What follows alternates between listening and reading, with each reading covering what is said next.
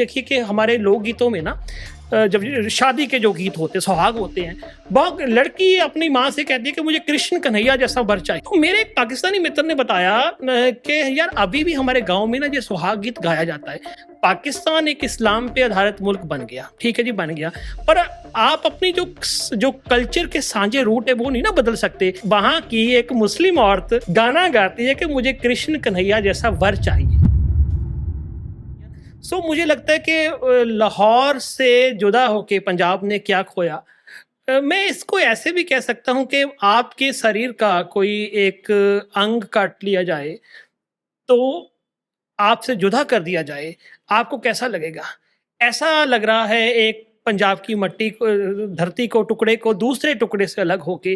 देखो हमारा जो नुकसान हुआ इसको हम ऐसे देख सकते हैं कि एक तो हमें आम ही बताया जाता है कि जी आज़ादी के समय या तो पंजाबियों ने सहा है या बंगालियों ने सहा है।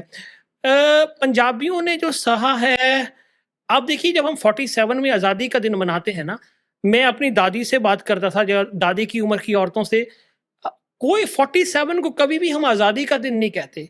हम कहते कि बंटवारा हुआ था, वंड हुई सी, जदों हल्ले हुए सी, मतलब दंगे हुए थे। इस तरह की जो संबोधन है वो हमारे मन मस्तिष्क में उकरे पड़े हैं।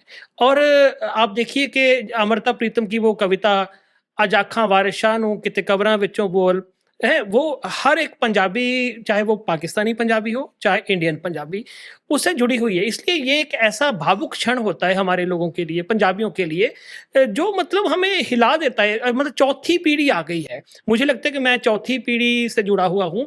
अभी भी जब वो आपको तार को छेड़ लेते हैं, आपने ऐसा शब्द बोल दिया कि पंजाब ने क्या खोया, तो मुझे लगा कि यार हमने पाया क्या है, मतलब वो उससे निकल के आप देखिए सबसे बड़ी चीज तो हमने जो खोई है, पंजाब की डेमोग्राफी देखिए।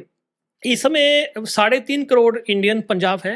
बाकी हरियाणा की भी गिनती है, हिमाचल की कर लो, पहले तो ये इकट्ठा ही था, लेकिन पाकिस्तानी पंजाब 14 करोड़ से ऊपर है। आप देखिए कि यदि जब पंजाब इकट्ठा होता तो कितना बड़ा हो जाता, हम यूपी के बराबर हो जाता ना।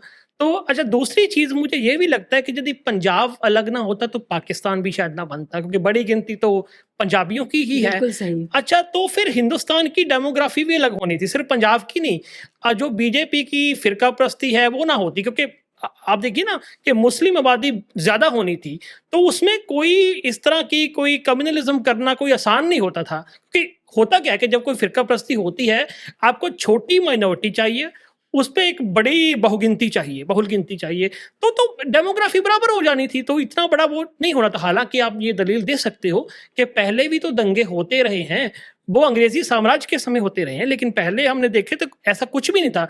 और हमारी तो सकाफती जो कल्चरल की सांझ ऐसी है, देखिए हमारे नाम एक जैसे हैं, फकीर चंद फकीरुद्दीन फकीर सिंह, मेर चंद मेर दीन मेर सिंह, सरदारा सिंह सरदारी लाल सरदार अली, ये हमारा साझा है। अच्छा, इकबाल खान इकबाल सिंह, वो सारा कुछ। अच्छा, फिर हमारा जो हमारे गीत हैं, नाच हैं, वो एक जैसे, अभी भी लोकगीत हमारे एक जैसे हैं।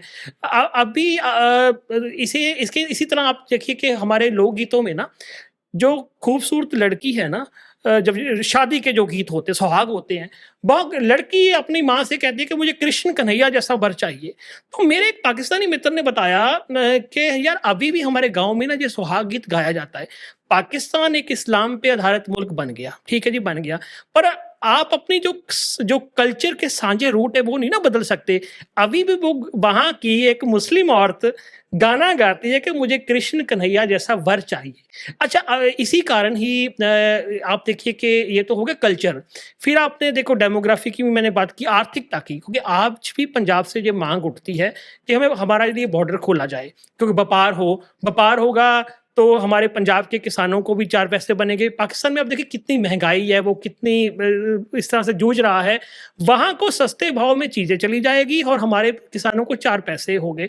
हमारे ये भी आवाज उठती है कि यार जब कराची की बंदरगाह खुली है, कराची के उस रास्ते व्यापार हो रहा है, तो बागा के रास्ते क्यों नहीं हो रहा भैया?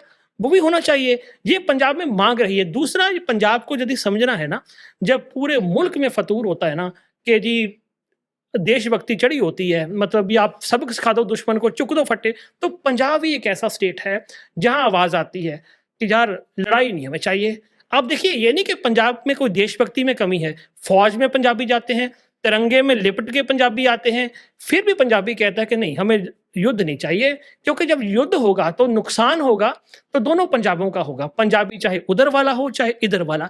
आप देखिए कि पंजाबी जब मिलते हैं रोते हैं आपस में, वो अपने गुनाहों का पश्चाताप करते हैं। यार 47 में पता नहीं क्या हो गया, हमने अपने धर्मों के मुकद्दस नारे लगा के, किसी ने अल्लाह अकबर कह के, किसी ने बोले सो निहाल कह के, किसी ने जय श्री राम कह के अपनों को मारा। वो आज भी वो दर्द पड़ा है, मतलब